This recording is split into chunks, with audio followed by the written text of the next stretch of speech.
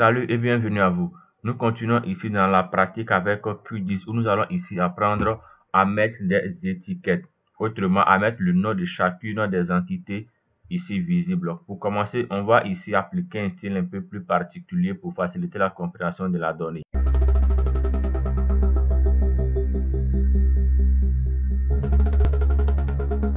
Donc, je vais cliquer sur ici, je double-clique sur Admin 2, je double-clique afin de pouvoir modifier ici la symbologie. Donc, je viens dans l'option symbologie. Cela pourrait être à certains niveaux style, ça dépendra de votre version.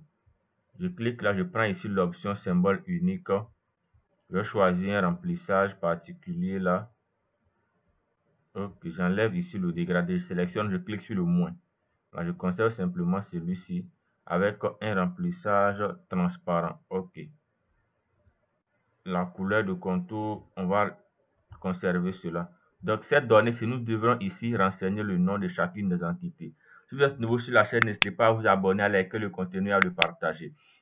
Dans ce module de formation avec Q10, nous sommes à l'étape qui nous permettra d'étiqueter les entités. Pour mettre des étiquettes, il va d'abord vous falloir ouvrir la table d'attributs pour voir quelles sont les informations contenues dans cette table-là. Donc, je fais un clic droit, je fais ouvrir la table d'attributs. Nous savons déjà ouvrir une table avec différentes méthodes. Dans cette table, on voit qu'il y a un ensemble d'informations qui sont renseignées là. D'abord, le nom de chacun des districts, le nom des chefs-lieux de district, ainsi de suite, les chefs-lieux de région et autres. On va ici vouloir que chacune ici de nos régions puisse avoir le nom correspondant, c'est-à-dire le nom du chef-lieu de région. Donc, c'est cette colonne qui nous concerne, c'est leur région. Donc, on va maintenant, pour afficher les noms, faire un clic droit sur la donnée, ensuite propriété, pour avoir accès aux propriétés de notre donnée. Et nous avons la possibilité avec l'option étiquette.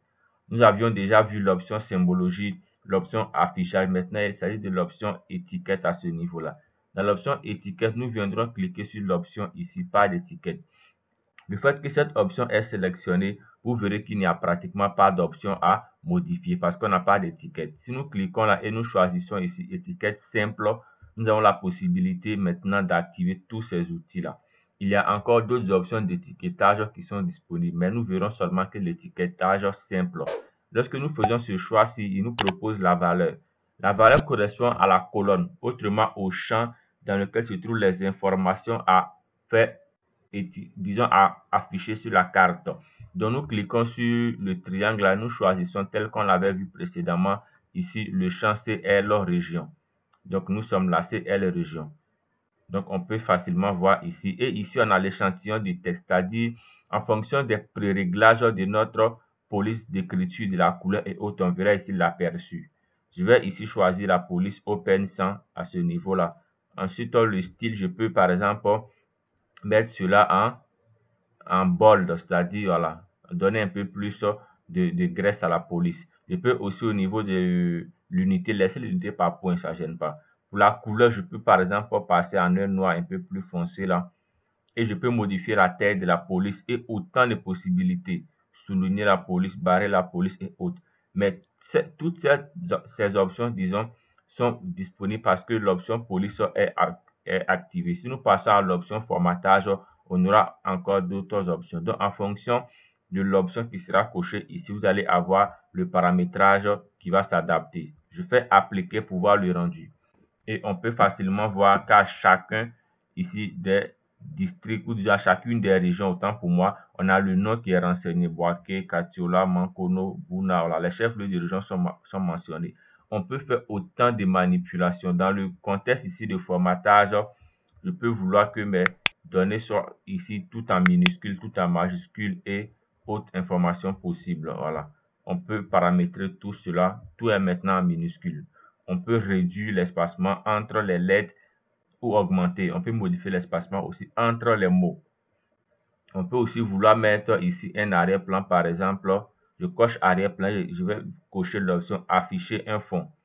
Ce qui me permet de choisir, par exemple, un fond ce bleu-ci. Voilà. Quand je fais appliquer automatiquement, mes différentes étiquettes ont changé de, disons, d'apparence. Il y a tellement de possibilités à ce niveau. Chacun des éléments ici vous propose une option particulière de d'étiquetage. Mais ces options d'étiquetage sont dites étiquetage simple ou étiquetage classique parce qu'il y a des possibilités aussi d'étiquetage qui sont très avancées qui vous donnent la possibilité de modifier encore du texte. Pour aller plus loin dans cette formation avec Qdigi, n'hésitez pas à nous laisser une note en commentaire pour vous permettre de monter des vidéos selon vos différents besoins et même de vous offrir des formations particulières selon votre domaine de compétences pour une compréhension beaucoup plus avancée par rapport à ces outils-là que nous avons en cartographie. Nous avons la possibilité de modifier par exemple la couleur du texte encore et autant de possibilités que nous pouvons avoir. Donc voici comment appliquer ici des étiquettes à une donnée. Si cette vidéo vous a permis de connaître un peu plus sur Qdigi, n'hésitez pas à liker et à le partager. À très bientôt, prenez soin de vous.